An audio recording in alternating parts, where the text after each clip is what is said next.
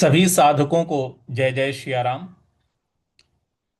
आज धर्म दर्शन कक्षा के गीता साधना में हम लोग भगवत गीता के छठें अध्याय के 5वें श्लोक का अध्ययन करेंगे। तो आइए शुरू करते हैं। कृष्णाय वासुदेवाय हरये परमात्मने प्रणतः क्लेशनाशाय गोविंदाय नमो नमः। श्री कृष्णं वंदे जगद्गुरुं। जय जय श्री राम। पठन शुरू करते हैं। ओम श्री परमात्मने नमः। परमा परमा परमात् जो त है यहाँ पे, उस पे हमें थोड़ा बल लगाना है, आघात देना है। ओम श्री परमात्मने नमः।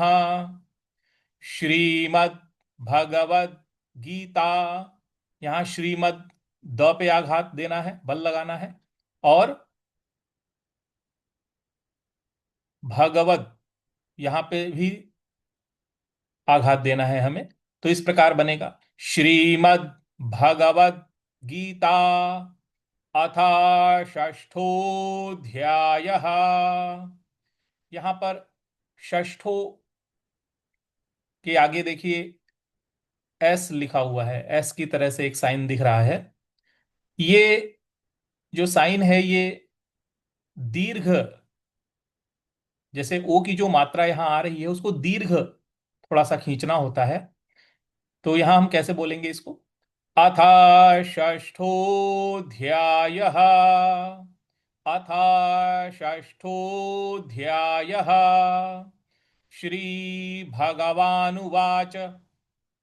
श्रीभगवानुवाच। अब हम श्लोक पे आते हैं। उद्धरेदात्मनात्मानं।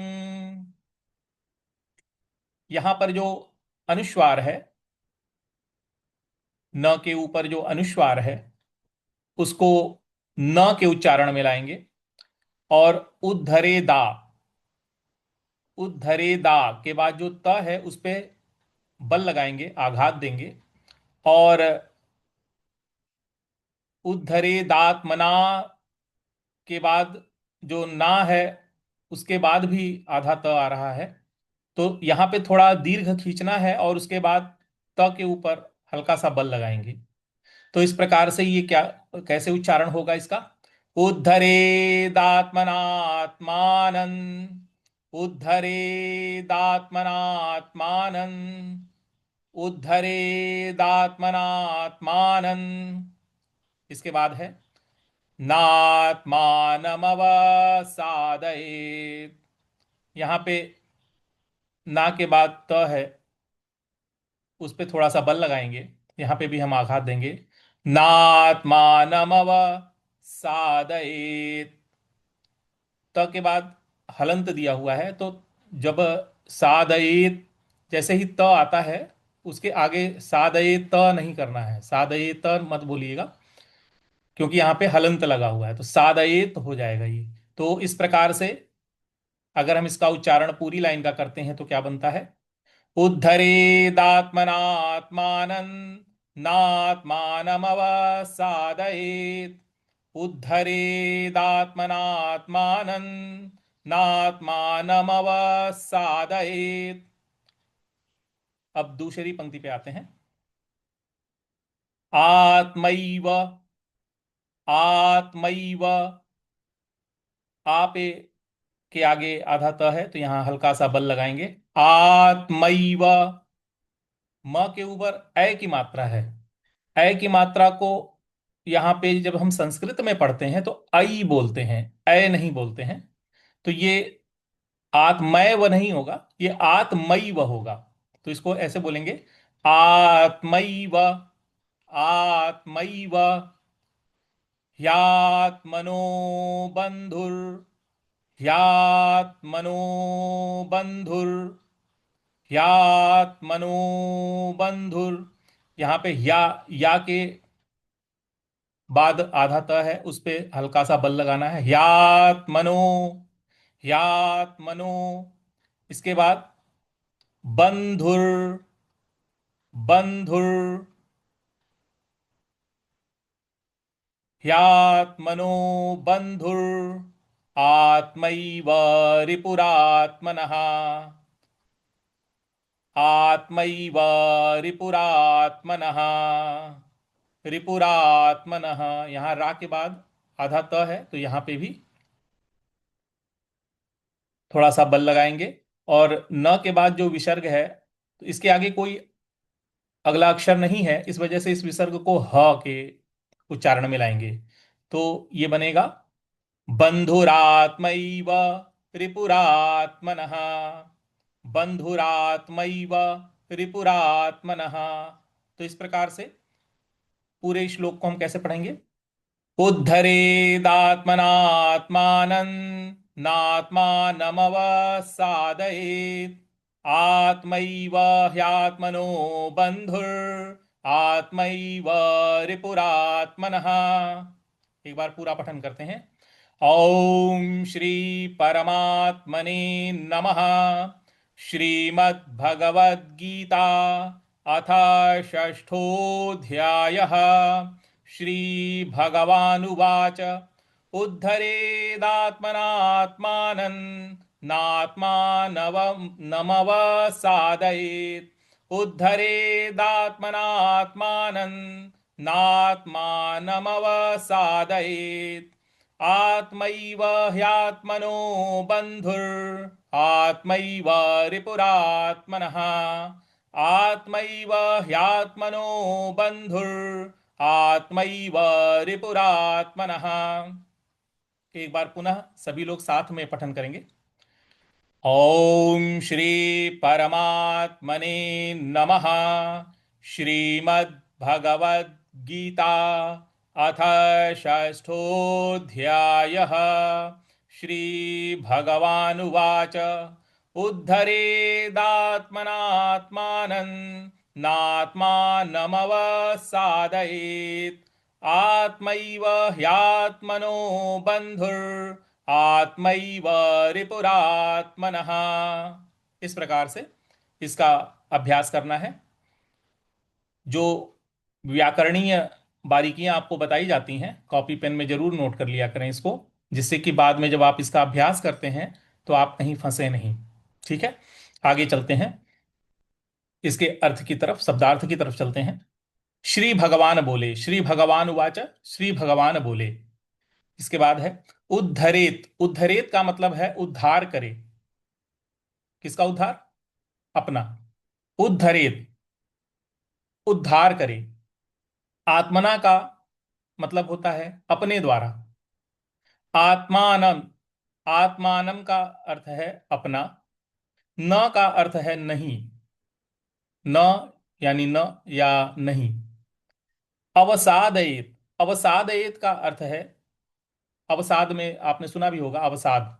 अवसादयेत का मतलब होता है पतन, नीचे गिरना। आत्मा यानी आत्मा, यहां पर जो आत्मा का प्रयोग किया गया है वो आपके लिए किया गया है, अपने लिए, आपके लिए। एव का अर्थ है ही, एव का अर्थ है ही। और ही का अर्थ है क्योंकि। यहां पर जो ही अक्षर है ये ह्या है, ह के साथ य जुड़ा हुआ है। इसमें हिया, तो ये ह आधा चूंकि लिखा है, इस वजह से लग रहा है कि ही है, हिया है। लेकिन यही यही ह ही के उच्चारण, ही के उच्चारण में आ रहा है, ही के प्रयोग में आ रहा है। तो इस ही का अर्थ है क्योंकि। इसके बाद है बंधु। बंधु यानी सभी लोग जानते हैं मित्र। और रिपु, रिपु का अर्थ होता है शत्रु। तो इस प्रकार से इसका शब्दार्थ है। अब हम इसके अर्थ पे आते हैं। तो अर्थ बन रहा है इसका, श्री भगवान बोले अपने द्वारा अपना संसार समुद्र से उद्धार करे और अपने को अधोगति में न डाले, क्योंकि यह मनुष्य आप ही तो अपना मित्र है और आप ही अपना शत्रु है। मनुष्य के नाम पे भगवान यहां पे बोल रहे हैं, सीधा आदेश हमें दे रहे हैं। हमें सीधे इस बात को समझना है। भगवान यहां क्या बोल रहे हैं? अपने द्वारा अपना संसार समुद्र से उद्धार करे। संसार में हर मनुष्य आकर के फंस गया है माया के प्रभाव में। सांसारिक वस्तुओं के साथ लगाव बनाए हुए है। लगाव मन के द्वारा बना हुआ है। मन पांच ज्ञानेंद्रियों और पांच कर्म इंद्रियों के साथ काम करता है। देखना, सुनना, स्पर्श करना, रूप रस गंध स्वाद, ये सब लेना, ये सब जिन अंगों से होता है वही इंद्रियां हैं, और वही मन की कार्य क्षमता को बनाती और बढ़ाती हैं। तो भगवान यहां पे हमें बता रहे हैं कि अपने द्वारा अपना संसार समुद्र से उद्धार करे और अपने को अधोगति में न डाले। अधोगति मतलब परमात्मा से विमुख। अगर हम परमात्मा से विमुख होकर के संसार के प्रति जो कुछ भी सोच रहे हैं, वो हमें अधोगति में ही ले जाता है। क्योंकि लालच बढ़ता है, मोह बढ़ता है, कामना बढ़ती है, क्रोध बढ़ता है, और इस प्रकार से अंततोगत्वा अहंकार प्रबल हो जाता है, और वो व्यक्ति जो है पूर्ण रूप से संसार में लिप्त हो जाता है। उसकी चाहना ही खत्म हो जाती है परमात्मा की। वो चाह ही नहीं पाता है, उसकी चाह ही खत्म हो जाती है। इस इतना लिप्त हो जाता है वो संसार में।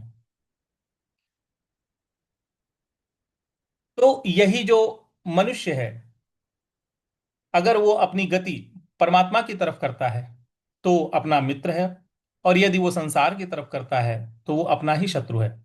भगवान यहाँ पे सीधा हमें समझा रहे हैं। तो इस श्लोक से हमें क्या शिक्षा मिल रही है, उस पे जरा विचार करते हैं। इस श्लोक में भगवान ने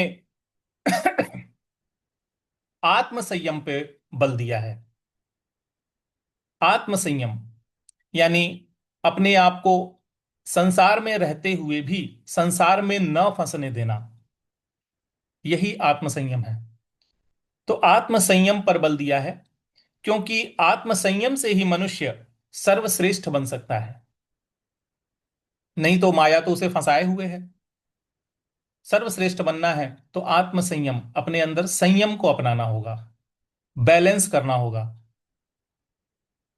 अपनी हर प्रकार की कमियों को नियंत्रित करने के लिए आत्म संयम परम आवश्यक है। अन्यथा पतन तो हो ही रहा है। कलयुग का प्रभाव है। कलयुग में पतन ही होना है। बहुत विरला ही कोई साधक होगा जो यहां से अपने आप को बचा करके और परमात्मा की ओर उन्मुख होगा, परमात्मा की इच्छा करेगा, परमात्मा को प्राप्त करेगा। अतः हमें भगवान के वचनों का पालन करना चाहिए और जीवन में आत्म संयम को अपनाना चाहिए। क्योंकि आत्म संयम से हमारी आध्यात्मिक शक्तियां जो हैं, आत्मबल, तपोबल, योग बल, ये जितनी भी शक्तियां हैं, ये शक्तियां प्रबल होती हैं, बढ़ती हैं। और अगर हम आत्म संयम नहीं रखते हैं तो यही बिखर जाती हैं। मन का बिखराव ही हमें शक्तिहीन करता है। अगर आप मन को कई जगह एक साथ लगाइए तो आपको पता चल जाएगा कि कितना शक्तियों का ह्रास होता है। थोड़ी ही देर के बाद में थकावट महसूस होती है। एक ही समय पे आप कई कार्य एक साथ करके देखिए, तो 10 मिनट, 15 मिनट, आधे घंटे के बाद ही ये होगा कि थोड़ा सा रेस्ट कर लें, थकावट हो रहा है। तो इसलिए मन को केंद्रित करना, मन को एक जगह पे लाना, और एक काम में अगर हम उसको प्रवीणता के साथ लगाते हैं, संयम के साथ लगाते हैं, तो उस कार्य को भी हम बहुत ही अच्छे तरीके से कर लेते हैं, और साथ ही परमात्मा से हम जुड़े भी रहते हैं। तो आज के लिए हम इतना ही रखते हैं। कृष्णाय वासुदेवाय हरये परमात्मने प्रणतः क्लेशनाशाय गोविंदाय नमो नमः। श्री कृष्णं वंदे जगद्गुरुं। जय जय श्री राम।